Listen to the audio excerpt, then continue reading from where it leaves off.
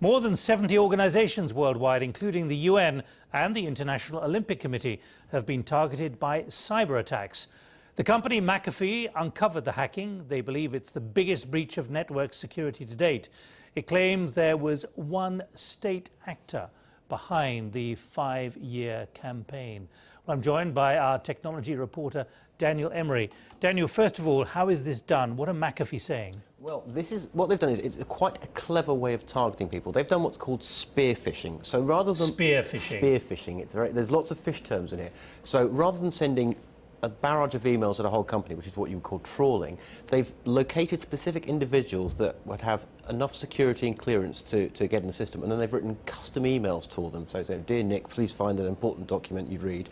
If anyone's fool enough to click on it, then it downloads a program called malware that gets them into the system, and then they do one of two things. They either do what's called a smash and grab, which is they try and take as much data as they can before the site administrators close it down, or more often they just lurk in the background, nobody knows they're there, and they just slowly siphon and steal data. But Daniel, I've got to ask you, you say fool enough to open it.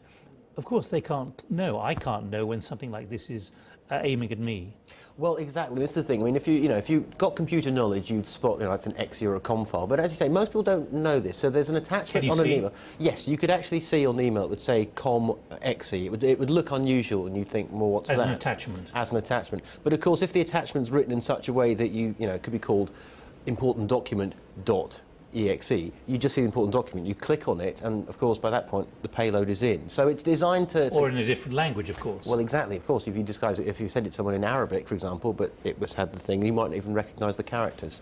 Now, the chief technology officer of McAfee, when interviewed on the BBC earlier, was not prepared to be pushed on this foreign state that seems to have been involved. Can we go further? Well, this is the million-dollar question: who is responsible? Only a million? Or even, well, considering what the value of some of this intellectual property stolen, actually many multiples of million. We've had stuff being stolen that concerns defence, politics.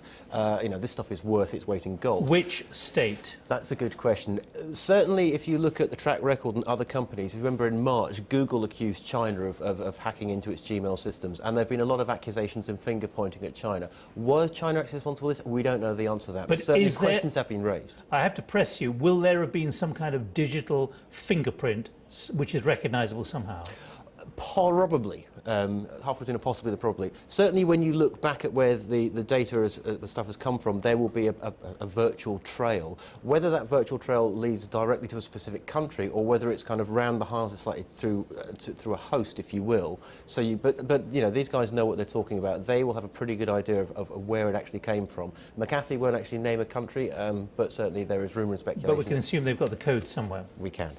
Daniel, thanks for joining us, our technology reporter here on The Hub. And you'll find